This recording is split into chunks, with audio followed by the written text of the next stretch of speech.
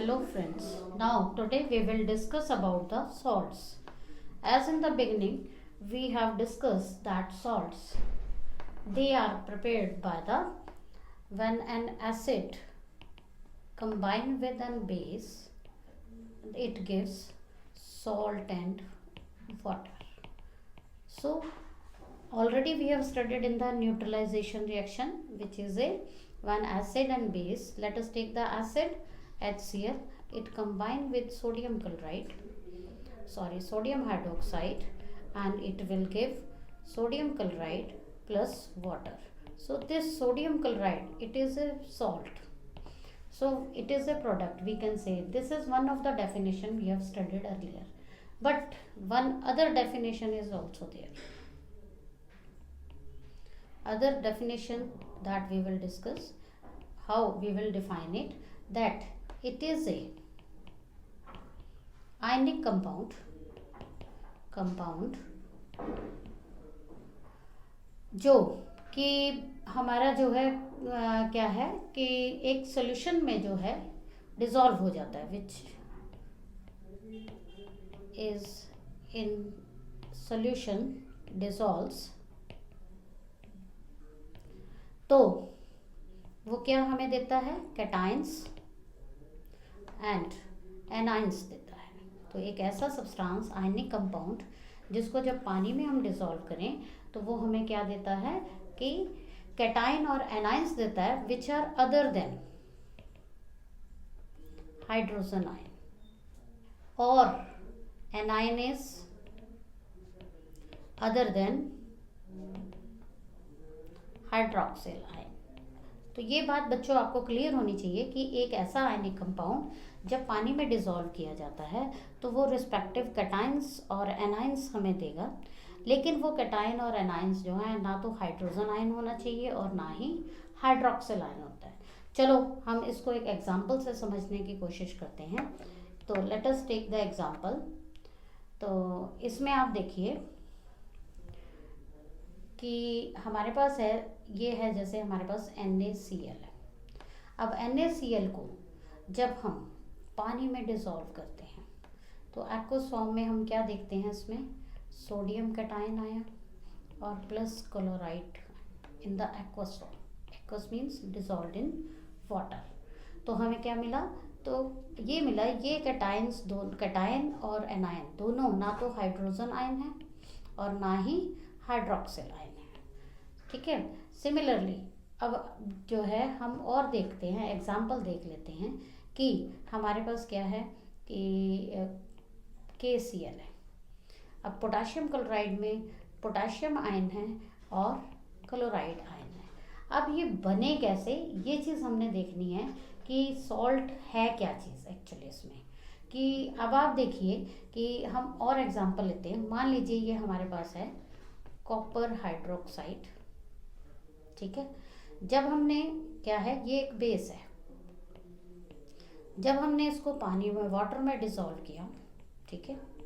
अब वाटर में डिसॉल्व किया या इसको एसिड के साथ हम जब रिएक्ट करते हैं तो क्या होगा, एसिड हमने जो है मान लीजिए लिया है सल्फ्यूरिक एसिड है, तो क्या होगा आपके पास कि क्या ये कॉपर सल्फेट बनेगा और प्लस वाटर फॉर्म होगा. अब आप देखिए कॉपर सल्फेट अगर फॉर्म हुआ तो इसमें कॉपर आयन है और सल्फेट आयन्स है, मतलब जो कैटाइन और एनाइन दोनों ही जो हैं अदर देन हाइड्रोजन आयन और हाइड्रोक्सिल आयन है. ठीक है. तो हम इसको सॉल्ट जो है कहेंगे. चलिए हम एक और एग्जांपल ले लेते हैं. मान लीजिए हमने एग्जांपल ले लिया कि लेड हाइड्रोक्साइड है. ठीक है. अब क्या होगा, क्या ये सॉल्ट है, चेक करें. इसके लिए हमने क्या किया, इसको जो है डिसॉल्व किया वाटर में.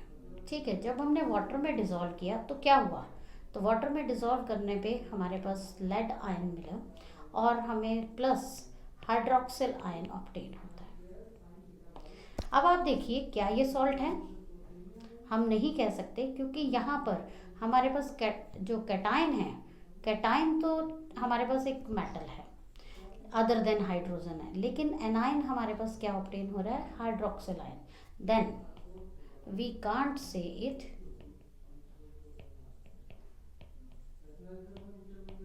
As salt. तो सॉल्ट आपको बच्चों समझ आ गया होगा कि सॉल्ट क्या चीज़ है। सॉल्ट एक ऐसा सब्सटेंस है जो क्या है, आपके एक्वस फॉर्म में जो है आपके पास कैटाइंस और एनाइंस देगा which are other than hydrogen ions and hydroxyl ion. I think this is clear to you. चलिए अब हम सॉल्ट्स के बारे में डिस्कस में रिएक्शंस को स्टडी करते हैं। तो हमने पहली डेफिनेशन पढ़ी थी कि जो एक प्रोडक्ट मिलता है बाय न्यूट्रलाइजेशन प्रोसेस, न्यूट्रलाइजेशन मतलब किसकी, एक एसिड की और बेस की, तो हमें जो प्रोडक्ट मिलता है वो क्या है, सॉल्ट है। तो ये देखिए एग्जांपल हमें दिया हुआ है कि HCl है, और जब ये रिएक्ट करता है बेस के साथ तो हमारे पास क्या आता है, सोडियम क्लोराइड और water which is a salt. Similarly, we can take if we are having sulfuric acid and it combine with sodium hydroxide. So what will happen? We will get sodium sulfate and plus water we will get.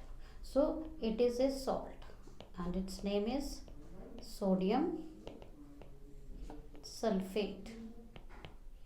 Similarly, we can take another example. We are having nitric acid HNO3. It react with, suppose, calcium hydroxide we are having. So what will happen in the aqueous form when they will combine? So we will get calcium nitrate CaNO3 whole twice and plus water we are getting. So it is calcium nitrate. So we can form a large number of salts by using any acid and base. तो ये हमारे पास जो है एक simple definition है that it is a product of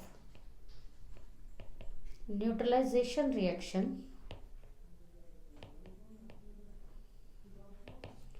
reaction is termed as salt. Clear. अब हम salts की डिफरेंट काइंड्स के बारे में भी पढ़ेंगे, और जो हमने सेकेंड डेफिनेशन बताई थी कि सॉल्ट क्या है, it is a ionic compound which when dissolve in water and dissociate into A positive ion and other than the hydrogen ion, as well as one anion we are getting which is other than hydroxyl ion, that will be called the salt. So we are having the example that sodium chloride is a salt. When dissolved in water it will give sodium ion and chloride ion. Similarly, copper sulfate when dissolved in water it will give copper ion and the sulfate ions. So we can easily give the different kinds of salts here. Another example we can take also. Suppose you are having the one example, you have to tell whether it is a salt or not. It is sodium hydrogen sulfate is there. Let us see, is it a when dissolved in water, क्या ये salt है। अब आप जब देखेंगे इसको हम dissolve करते हैं तो हमें कौन कौन से आयन्स मिल रहे हैं, sodium ion, hydrogen ion and sulphate ion. अब आप देखिए इसमें क्या है कि कैटायन भी है, एनायन भी है, लेकिन हाइड्रोजन आयन भी प्रेजेंट है इसमें, तो हम इसको क्या कहेंगे, ये एक सॉल्ट नहीं है। Is it clear. तो I think you can write the name of the salt by using the cation and the anion. The first name is always written of the cation and second name is of the anion. So how can we write the name? The name of a salt, it is written by writing the name of cation first and then the name of anion present in that salt.